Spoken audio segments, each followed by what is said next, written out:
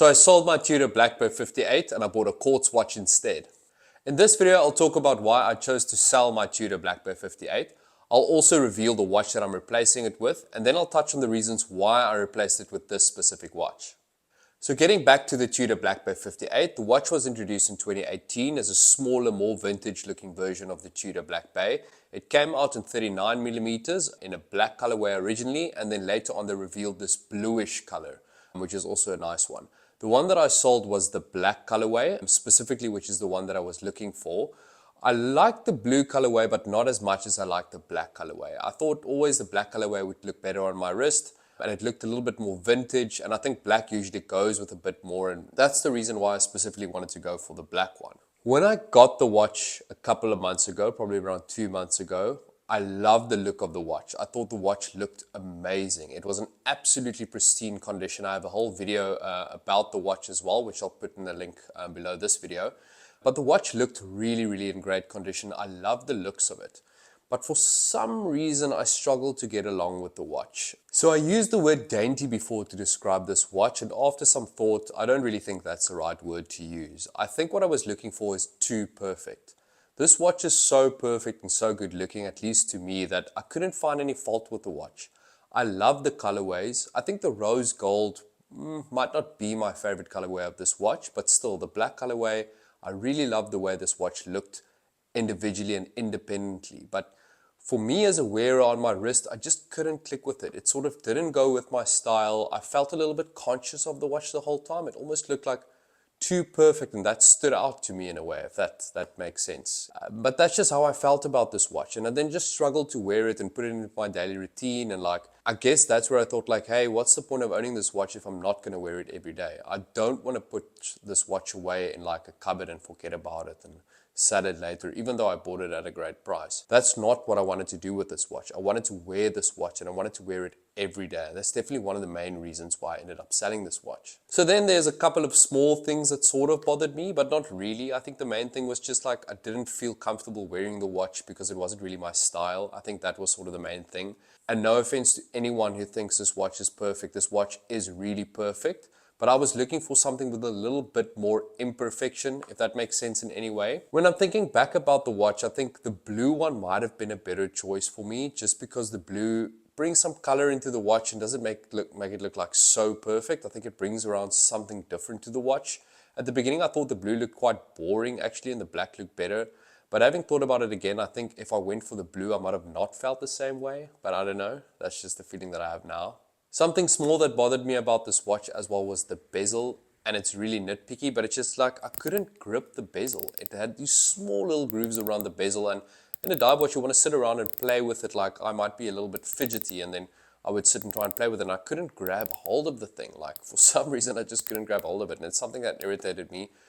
Definitely not in the top reasons why I'm selling the watch, but just something to note. Another reason as well was because I bought this watch at such a good price. In the back of my mind, I thought maybe because the price is so good, I can easily just sell it along the line if I don't like it. So I wouldn't say I wasn't totally committed to this watch, but probably 90% committed. And then the other 10% was well, if I don't like it within the first couple of weeks, I can just sell it, get probably the same amount for it, and then get something else. Another reason why I ended up selling this watch, and it's quite a strange one, is I think because there was so much hype for this watch out on the internet and everywhere, I sort of felt like I might have been brainwashed to like this watch. I know that sounds crazy, but that's just how I felt in a way, because there was so many people going on about this is the perfect watch, this is an amazing watch, and it is a perfect watch, and it is an amazing watch. It's just not for me.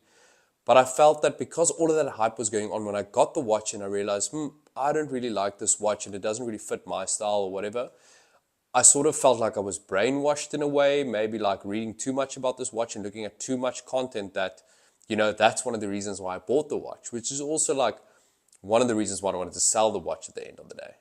And then lastly, this watch didn't come with any papers. Now, that wasn't really a big deal to me when I bought the watch. Like I said, intention was to wear this watch anyway, every day. Why would I care about papers?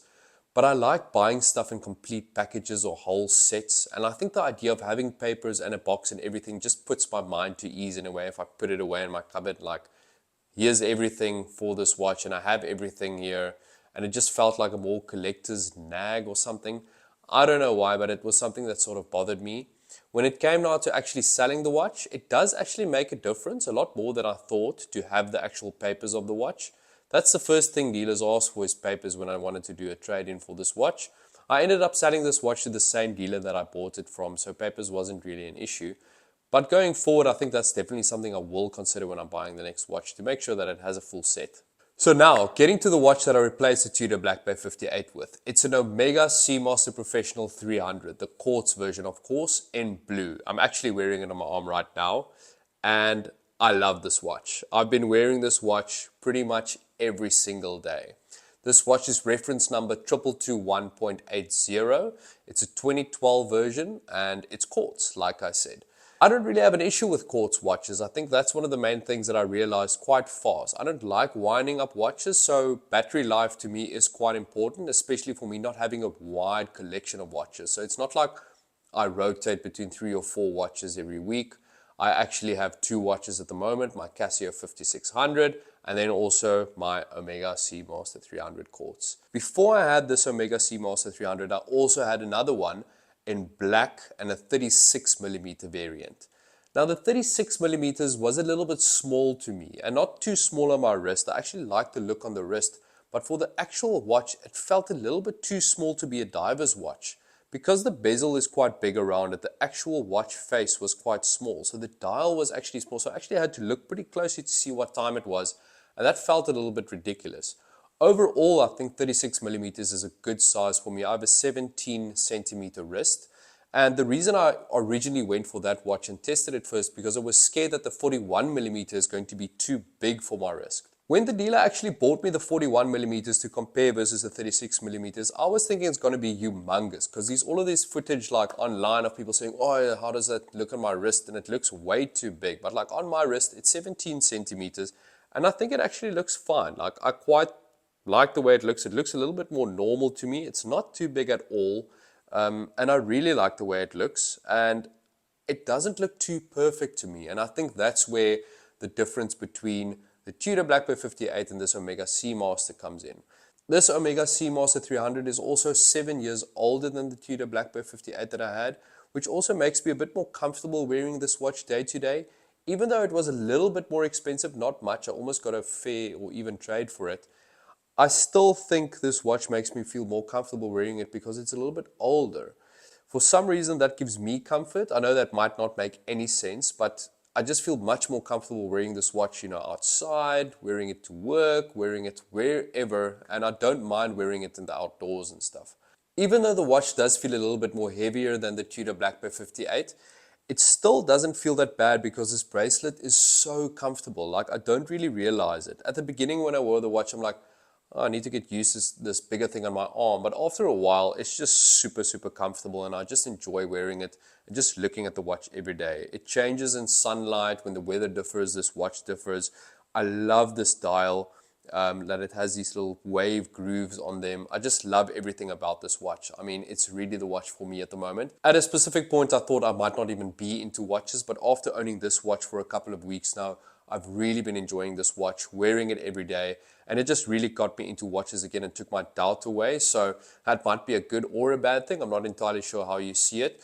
But yes, I'll put a review out, a nice in-depth review of this watch in my next video. Thank you very much for watching this video, and please like and please subscribe if you like this so I can put out more content. Cheers.